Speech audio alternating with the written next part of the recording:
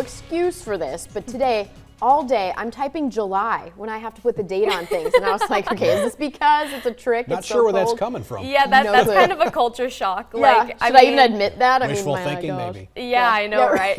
Yeah, maybe that's what it is. But definitely not July. Nope. We've had some weird stuff happen weather-wise over the last couple months. Not that weird. Yeah, though. We're not going to be seeing those summer-like conditions. In fact, we are very quickly moving more so into that winter weather. I hate to say it, but by this time and years past, we've had numerous amounts of snow on the ground, so at least that is not the case, but we are going to get our fix of some snow as we get into tomorrow. Temperatures out there right now still not too bad and also not cool enough to really sustain that snow yet.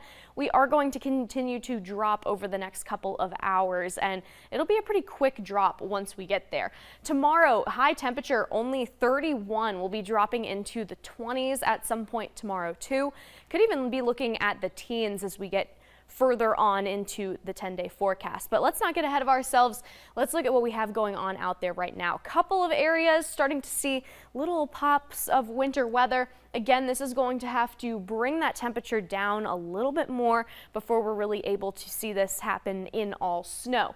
That is expected to happen though, and if we look at our future cast, we can see what we are expecting. The majority of the system is going to stay out further towards our west. We'll see that happen right here. You can see this band going from South Dakota into more northwestern Minnesota. And if you keep an eye on that band, it doesn't really move a whole lot, especially right here. That's where we'll likely see some of the heavier snowfall totals. But let's talk about our area. Here around 7 a.m., this is likely when we'll start to see the more moderate snowfall. Overall, it's going to be a pretty light on and off type of snow, not really any impressive snowfall rates. However, with this, we're looking at about a half of an inch on average for most of us, but a couple patches closer to an inch definitely possible.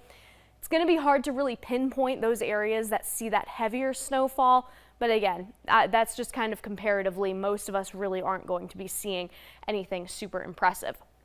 We'll continue to see this scattered throughout the region through the rest of the day, and then by late tomorrow afternoon, we'll probably start to see this snow slowing down a bit. One thing to keep in mind is even though we're not looking at a heavy snowfall rate, with the very strong wind speeds that we're expecting to see, visibility could be an issue, so less than ideal travel conditions likely for a lot of us. As we continue into tomorrow night, a couple more snow showers linger around, and then that system finally pushes out towards our east.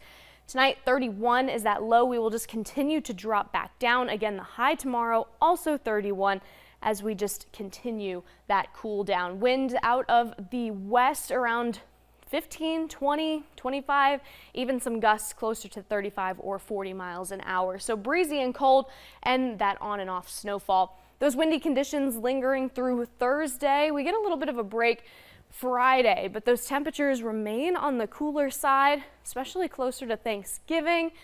As of now, not really looking at a whole lot of other rain or precipitation chances, but finally seeing some teens on the board is enough to kind of push you back into reality. Yeah, you see that turkey dancing there. It's because he's trying to stay warm. Yeah, exactly. It'll be chilly. All right, thanks, Emily. We'll be right back.